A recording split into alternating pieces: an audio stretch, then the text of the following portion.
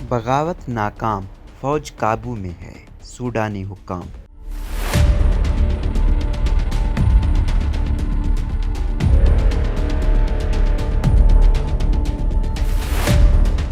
سوڈانی حکام نے فوجیوں کے ایک گروپ کی طرف سے منگل کو بغاوت کی کوشش کے بارے میں بتایا ہے کہ وہ ناکام ہو گئی ہے اور ملک پر حکمران کونسل اور فوج کا کنٹرول برقرار ہے۔ اس پیش رفت نے سوڈان کے جمہوریت کے راستے کی نزاکت کو واضح کیا ہے۔ فوجی بغاوت کے ذریعے عمر البشیر کی 3 دہائیوں پر محیط طویل مدتی خود مختار حکومت کا تختہ الٹنے کے 2 سال بعد یہ واقعہ پیش آیا ہے۔ سوڈان کے سرکاری ٹیلی ویژن نے عوام سے کہا ہے کہ وہ بغاوت کی کوشش کو ناکام بنائیں، لیکن مزید کوئی تفصیل فراہم نہیں کی۔ حکمران فوجی و عوامی کونسل کے ممبر محمد الفقی سلیمان نے اپنے فیس بک پیغام میں لکھا ہے کہ سب قابو میں ہے، انقلاب فاتح ہے۔ ایک فوجی عہدیدار نے کہا کہ آرمڈ کور سے غیر متعین تعداد میں فوجی اس کوشش کے پیچھے تھے اور انہوں نے کئی سرکاری اداروں پر قبضہ کرنے کی کوشش کی، لیکن انہیں درمیان میں ہی روک دیا گیا۔ انہوں نے کہا کہ ان کا مقصد فوجی ہیڈ کوارٹر اور سرکاری ٹیلی ویژن پر قبضہ کرنا تھا۔ فوجی عہدیدار نے نام ظاہر نہ کرنے کی شرط پر امریکی خبر رساں ادارے AP سے بات کی، کیونکہ وہ میڈیا کو بریفنگ دینے کے مجاز نہیں تھے۔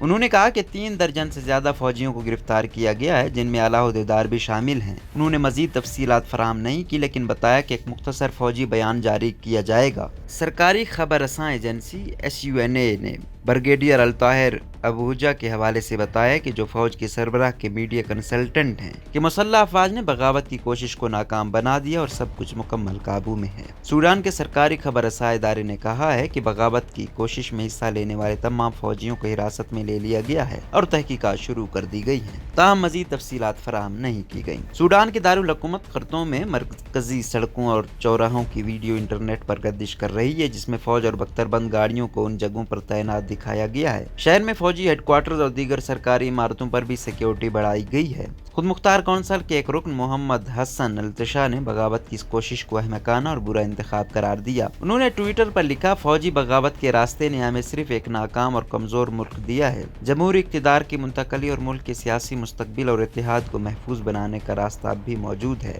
بعد میں سرکاری TV پر پڑھے جانے والے ایک بیان میں وزیر ثقافت اور اطلاعات حمزہ بہلول نے کہا کہ فوج کے خرطوم میں آرمڈ کور کیمپ ساؤتھ پر قابو پانے کے بعد سیکیورٹی فورسز نے بغاوت کی کوشش کے پیچھے عوامی اور عسکری رہنماؤں کو گرفتار کیا ہے اور ان سے پوچھ گچھ کی جا رہی ہے۔ بہلول نے، جو کہ حکومت کے ترجمان بھی ہیں، کہا کہ حکام دیگر ایسے لوگوں کا البشیر کی حکومت کی باقیات ہونے کی وجہ سے پیچھا کر رہے ہیں جو کہ بغاوت کی سازش میں ملوث تھے۔ اس بارے میں بھی مزید تفصیلات نہیں بتائی گئی ہیں۔ وزیر اعظم عبداللہ حمدوک نے بغاوت کی کوشش کے لیے البشیر کی حکومت کی باقیات کو مورد الزام ٹھہرایا اور اسے سوڈان کی جمہوری طور پر منتقلی اقتدار کو کمزور کرنے کی کوشش قرار دیا۔ انہوں نے کابینہ کے ایک ہنگامی اجلاس کے دوران یہ بات کی، جسے سرکاری TV پر نشر کیا گیا۔ انہوں نے کہا کہ اس کوشش نے منتقلی اقتدار کے مکمل، واضح اور شفاف جائزے کی ضروریات پر زور دیا ہے۔ سوڈان اس وقت سے جمہوری حکمرانی کے نازک راستے پر ہے جب سے فوج نے اپریل 2019 میں 4 ماہ کے دوران بڑے پیمانے پر احتجاج کے بعد البشیر کو اقتدار سے ہٹایا تھا۔